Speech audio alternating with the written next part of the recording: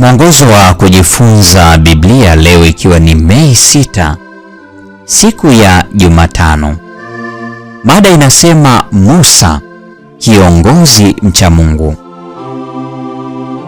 Ingawa ni bayana Henoko alikuwa na uongozi wa karibu na Mungu, tunaufahamu zaidi juu ya uhusiano wa Musa na Mungu, na tunaweza kusoma simulizi kadhaa juu ya mazungumzo kati ya Musa na Mungu.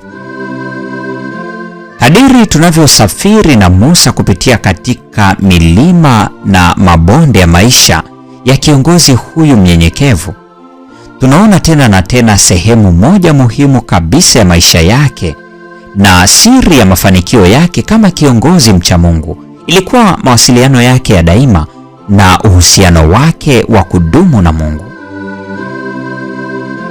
Soma Kutoka 33 aya ya 15 hadi 23. Nini ni maudhui na namna ya mazungumzo kati ya Musa na Bwana? Hebu fikiria jinsi ambavyo ingekuwa kuzungumza na Mungu na kuisikia sauti yake kabisa. Ni ajabu kwamba Waisraeli hawakutafuta aina hii ya mazungumzo badala ya kumsihi Musa kuongea na Mungu kwa niaba yao. Kutoka 20 aya ya 18 hadi 21. Lakini Mungu alikuwa amemwandaa Musa kwa ajili ya jambo hili.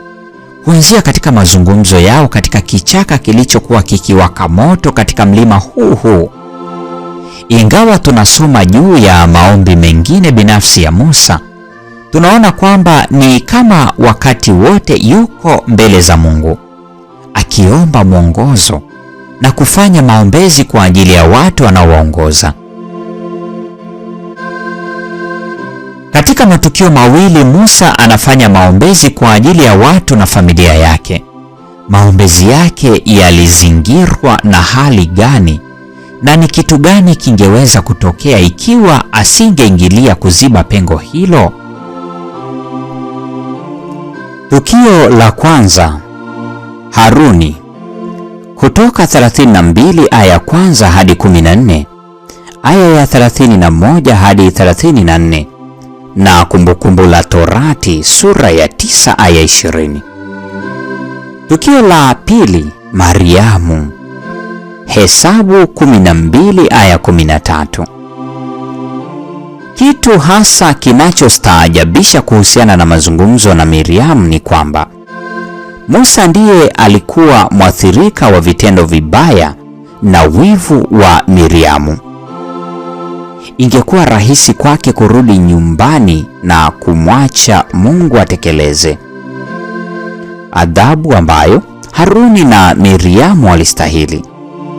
Badala yake, alikuwa mwepesi kusamehe na kufanya maombezi kwa ajili ya uponyaji wa dada yake. Ni udhihirisho mkuu kiasi gani wa neema ya Mungu yenye kusamehe wenye dhambi tunayoiona hapa katika vitendo vya Musa. Soma Injili kama ilivyoandikwa na Mathayo sura ya 5 ya 44 na Wakolosai 3 ya 13. Utawezaje kujifunza kutenda kile unachoelezwa hapa? Kwa nini ni muhimu ufanye hivyo? Hii ni Mei 6, siku ya Jumatano, mada ikisema Musa, kiongozi mcha Mungu. Na huo ndio mwisho wa tafakari ya mada hii nzuri siku ya leo. Neema ya Bwana wetu Yesu Kristo, pendo la Mungu na ushirika wa Roho Mtakatifu nasi sasa na hata milele. Amina.